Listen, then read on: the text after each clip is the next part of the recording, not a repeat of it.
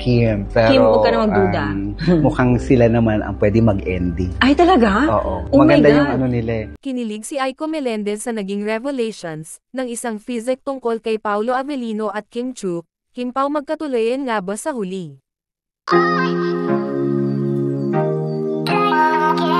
Sa kumakalat ngayon na isang short video, ay makikita si Aiko Melendez na talagang kinilig sa naging revelasyon ng isang physic, kung saan nga ay pinabasahan o pinahulaan ni Aiko si Kim Chu at Paolo Avellino, na isa ngayon sa mga sikat na artista dito sa Pilipinas. Sabi pa ng isang physic, malaking chance na talagang si Paolo Avellino at Kim Chu ang magkatuluyan sa huli. Nakikita daw niya na itong si Paolo Avellino ay talagang love na love niya si Kim Chu at may relasyon nga ang dalawa, ganon, naman daw si Kimi mutual ang kanilang mga nararamdaman, pero may side nga ni Kim na may duda pa ito kay Paolo, kaya pigil daw muna ito sa kanyang nararamdaman.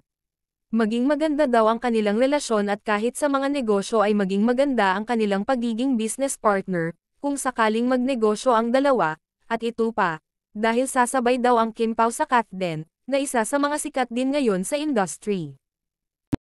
Kim Chu, tsaka si Pao. Fan talaga ako ng dalawa. Anong nararamdaman mo sa kanilang dalawa? Hindi talaga ako talaga gusto magtanong nito. Anong nararamdaman mo sa kanila? May something na ba?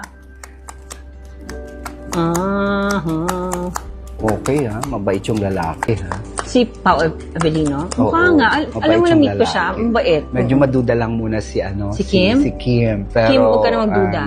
mukhang sila naman ang pwede mag-ending. Ay, talaga? Oo. Oh Maganda my God. yung ano nila eh. Maganda silang gumawa ng negosyo o ng Negosyo lang? produce nila. Magpo-produce sila ng negosyo o ng movie. Medyo tatangkilikin din ito. Parang ito yung I think magiging... may ginagawa silang movie, di ba now? Medyo ito yung magiging parang... Hindi naman kalaban nila. Kat Den. Parang sasabay sila sa Oh, wow. Pero hindi, magkakatuluyan sila sa totoong malaki buhay. ang kasi Possibility? nakikita ko naman yung energy ng pareho. Mukhang may kilig factor yung dalawang pareho. Oo, kasi ako kinikilig ako sa kanila, Marin. Saka nakikita ko na yung love or Ay, talaga? napopol na talaga yung guy kay Kim. At si Kim naman ganun din. Medyo pigil lang nga lang ng